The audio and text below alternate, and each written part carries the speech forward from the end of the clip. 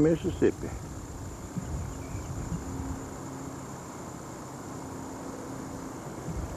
There's a boat in down under. Down under, we'll drive down there.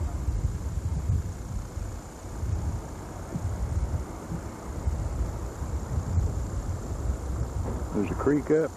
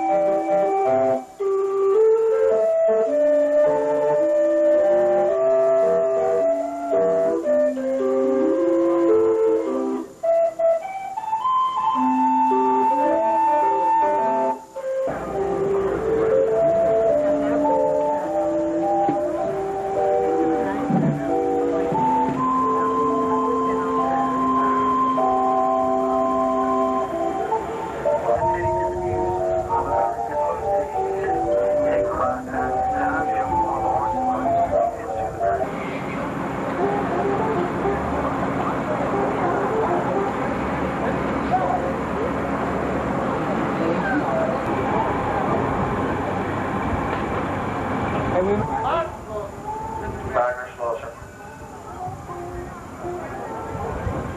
The square's focal point, the St. Louis Cathedral, was completed in 1792, making it the oldest cathedral in the United States. It also been the Pentabla buildings on either side of Jackson Square, which erected in 1848, were named after the Baroness Pentabla. They were built as townhouses consisting of 16 separate 3.5-story living quarters. The townhouses were later renovated into smaller apartments under the direction of the Pentabla Building Commission. Buildings were further renovated in 1938 by the WPA.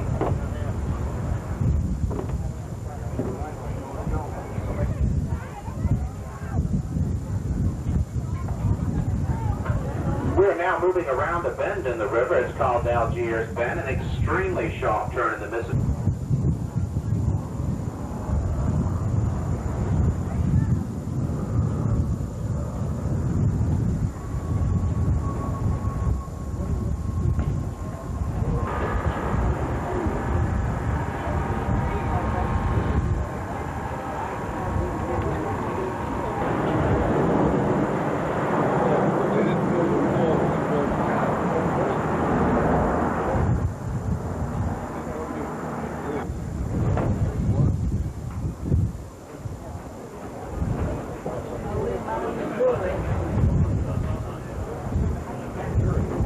Level, and the locks in the canal compensate for the differences between the levels of the river at this point and sea level.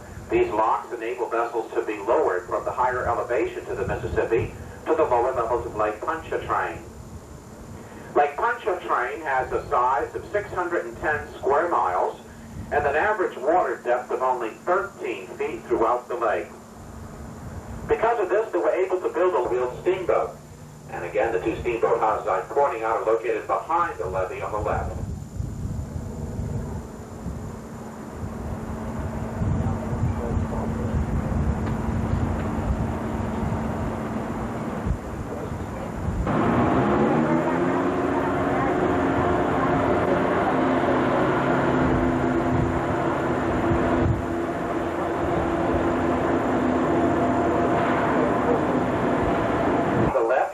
Several harbor tugboats, Mississippi River tugs. Those harbor tugboats help to assist these large ships in and out of the port. Barracks units flanking the square originally accommodated the soldiers' sleeping quarters. The soldiers slept there in hammocks in a mosquito netting to the days before air conditioning. Jackson Barracks is currently being used by the Louisiana Army National Guard. We are now leaving the city limits of New Orleans and entering the parish of St. Bernard. Sugar is brought here from all the sugar-growing regions around the world, including the state of Louisiana. It's refined here and comes out in all different sizes, from small sugar packets to 50-pound bags and barge load sizes. All of the barges of sugar are shipped upriver to Louisville, Kentucky, where it's used in the manufacturing of good old Kentucky whiskey. They refine 6,200,000 pounds of sugar here per day.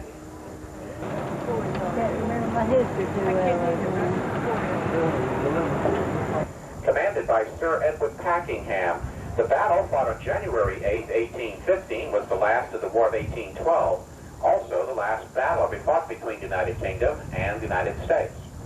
The home we pass on the left is the Beauregard Mansion, built in 1833, named after it.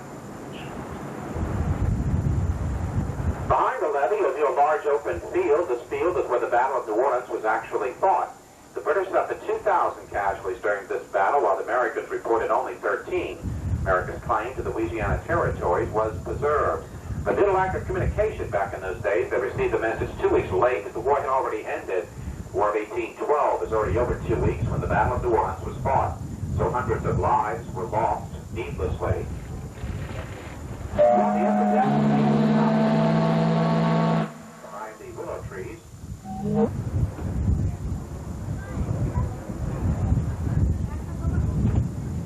Is the final resting place where the soldiers that fought in our battles from the War of 1812 to the Vietnam War. The Chalmette National Historical Park is part of the John Lafitte National Historical Park and operated by the U.S. National Park Service. Left, we passed the Kaiser aluminum plant. The Kaiser aluminum plant has been closed down now for over 6 years. There's a Kaiser aluminum plant located in Gramercy, moving upriver toward one of the 11 grain elevators located in the port.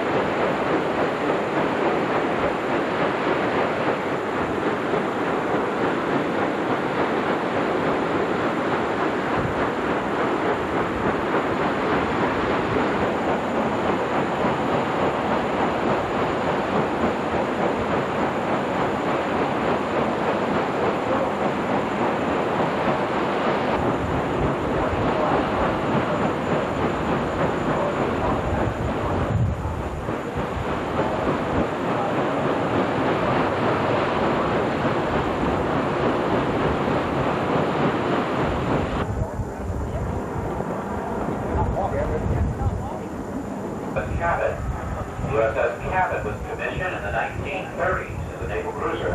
At the outbreak of World War II, the vessel was converted into a mini-aircraft carrier. Many naval cruises were converted into mini-aircraft carriers during the war. The vessel served in the South Pacific, seeing a great deal of action there. After the war, the ship was sold to Spain, became part of the Spanish Navy as a training ship.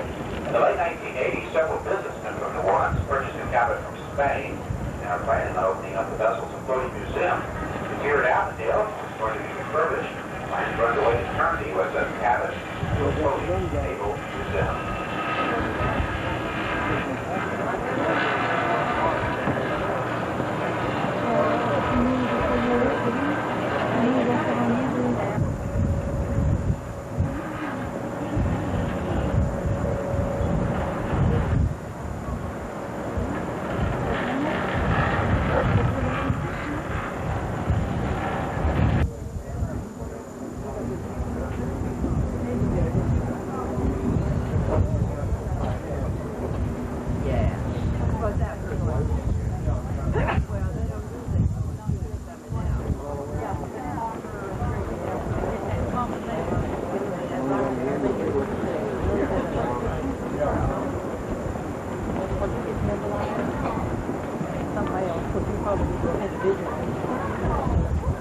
You may also get a better understanding of why New Orleans is referred to as the Crescent City as you round this very crescent turn in the river.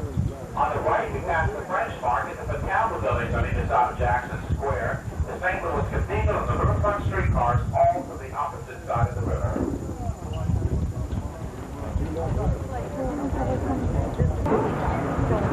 All women services. It's huge. Yeah. Look at the auto.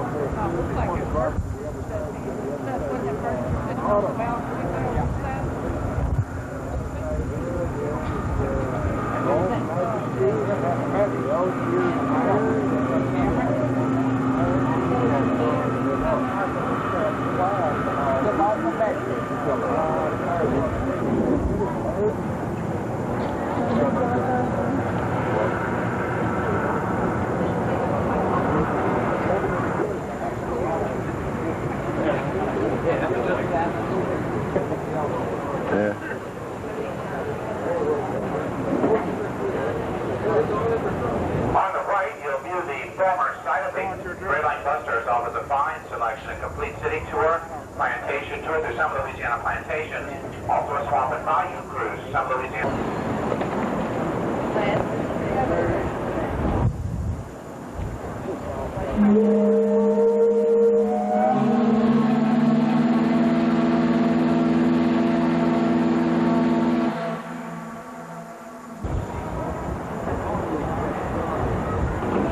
Got my head, slow bitch.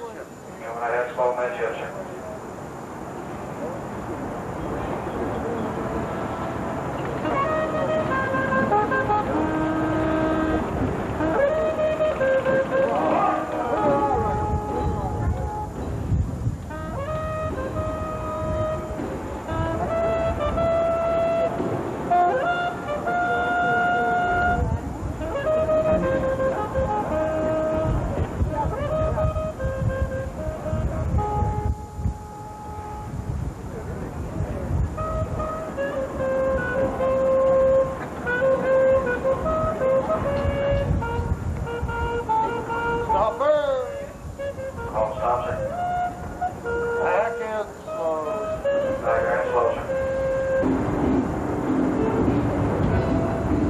My name is Tiffany, and I'll be your guide for the tour.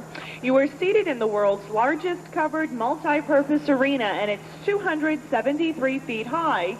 The Superdome is equivalent to a 27-story building, and it sits on 12 acres of land. With garages and grounds, it covers 53 acres.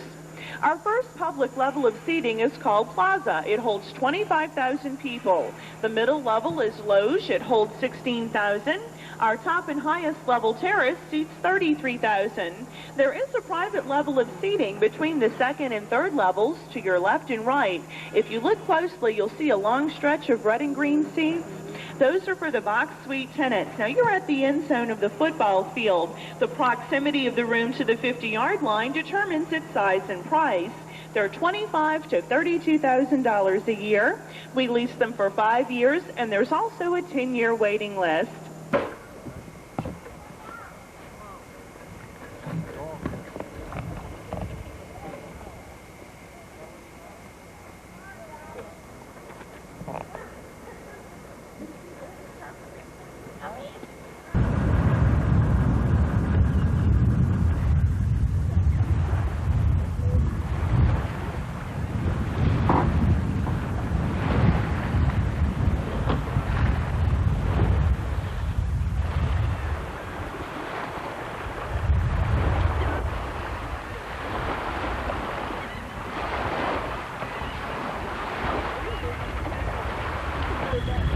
This is definitely one of the most